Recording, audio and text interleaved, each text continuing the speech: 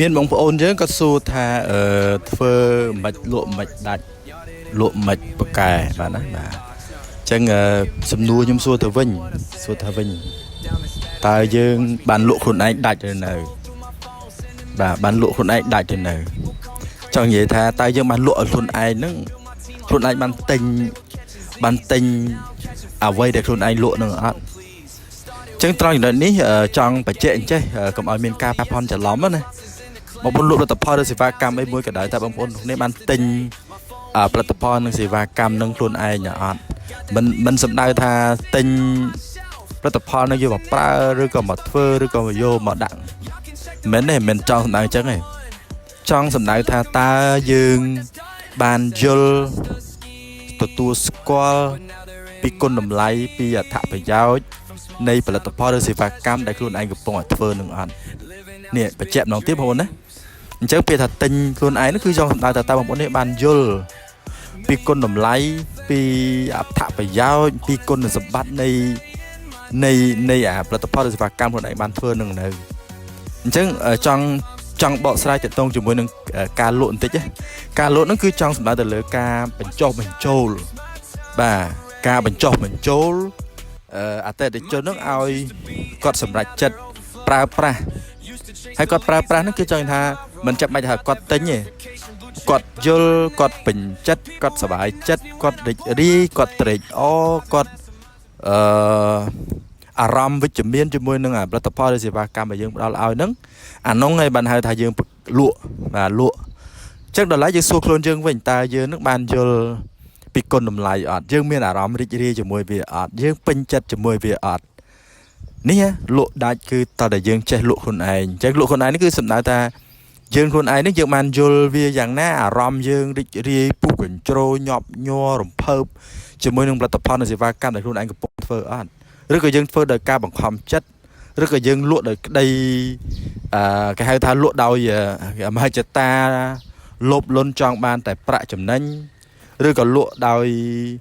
សេចក្តីលោភវាមិនបានក្តីស្រឡាញ់ណាអញ្ចឹងត្រូវឲ្យចេញក្តីស្រឡាញ់ថាតើកត្តាអីដែលនាំឲ្យយើងស្រឡាញ់នៅផលិតផលឬសេវាកម្មដែលយើងកំពុងតែធ្វើនោះអានោះរឿងសំខាន់ណាអញ្ចឹងកាលណាយើងរកសេចក្តីស្រឡាញ់ចេញអានោះហើយបានកើតបានទៅជាការលក់ខ្លួនឯងនោះអញ្ចឹងសំខាន់ខ្លួនឯងស្រឡាញ់ខ្លួនឯងរីករាយខ្លួនឯងរំភើបញាប់ញ័រជាមួយនឹងផលិតផលនិងសេវាកម្មក្នុងកម្រិតណាពុះកញ្ជ្រោប៉ុណ្ណារំភើបញាប់ញ័រប៉ុណ្ណាជាមួយនឹងផលិតផលនិងសេវាកម្មនោះអានោះហើយដែលបងប្អូនទាំងគ្នាលក់ខ្លួនឯងដាច់ហើយបើសិនតែយើងលក់ខ្លួនឯងដាច់ប៉ុណ្ណេះហើយណាបងប្អូនទាំងគ្នាវាអត់លំបាកទេក្នុងការទៅលក់ឲ្យអ្នកដទៃពីព្រោះនៅពេលដែលយើងទៅជួបអ្នកដទៃគឺយើងចម្លងនៅអារម្មណ៍រីករាយចម្លងនៅជំនឿទំនុកទុកចិត្តចម្លងនៅសេចក្តីស្រឡាញ់នេះចូលទៅដល់អតិថិជនរបស់យើងពីព្រោះអតិថិជនគាត់ទិញមិនមែនទិញដោយសារតែផលិតផលនឹងមកពីឋានណាទេមិនក្រុមហ៊ុននឹងអស្ចារ្យប៉ុណ្ណានោះទេគាត់ជ្រើសរើសទិញពីយើងដោយគាត់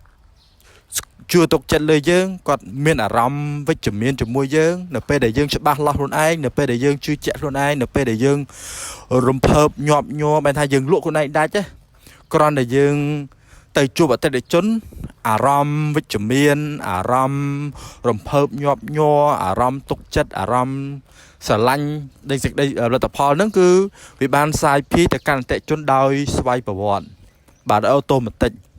ហើយអតិថិជនគាត់អត់បាក់អីត្រូវសង្ស័យច្រើនទេព្រោះធៀបពិតទៅគាត់ទិញយើងទេគាត់ចូលចិត្តយើងគាត់រីករាយជាមួយយើងគាត់ស្រឡាញ់យើងបាទគាត់ពេញចិត្តយើងទេដែលគាត់ទិញផលិតផលសេវាកម្មនោះអញ្ចឹងណាបាទអញ្ចឹងបងប្អូនទាំងគ្នាយើងត្រូវយល់ឲ្យច្បាស់តែទៅការលក់ណាអញ្ចឹងបានខ្ញុំធ្វើវីដេអូពីច្រើនតាក់ទងជាមួយនឹងការលក់ហើយចាំមើលទៅខាងក្រោយទៀតវីដេអូបន្តទៀតខ្ញុំនឹងធ្វើវីដេអូតាក់ទងជាមួយនឹងការលក់ទាំងស្រុងថាតើការលក់វាមានផលប៉ះពាល់អីវាមានផលប្រយោជន៍អីទៅដល់ជីវិតរបស់យើងទោះបីជាយើងមិនមែនជាអ្នកលក់ផលិតផលឬក៏សេវាកម្មក៏ដោយឬក៏យើងជាអ្នកធ្វើការនៅក្នុង office ឬក៏យើងអ្នកធ្វើការនៅក្នុងក្រុមហ៊ុនឬក៏យើងអ្នកធ្វើក្រុមហ៊ុនឬក៏សហគ្រាសក៏ដោយក៏យើងត្រូវតែយល់អំពីការលក់អញ្ចឹងចាំមើលវីដេអូក្រោយខ្ញុំនឹងរៀបចំធ្វើ តាក់ទងជាមួយនឹងតើហេតុអីបានជាការលក់ហ្នឹងវាសំខាន់សម្រាប់អាជីពយើងសម្រាប់ជីវិតរបស់យើងគ្រប់គ្នាអញ្ចឹងណាបាទអញ្ចឹងពេញចិត្តវីដេអូនេះបាទសូមធ្វើការចែករំលែកបន្តបាទជួបគ្នានៅវីដេអូក្រោយទៀត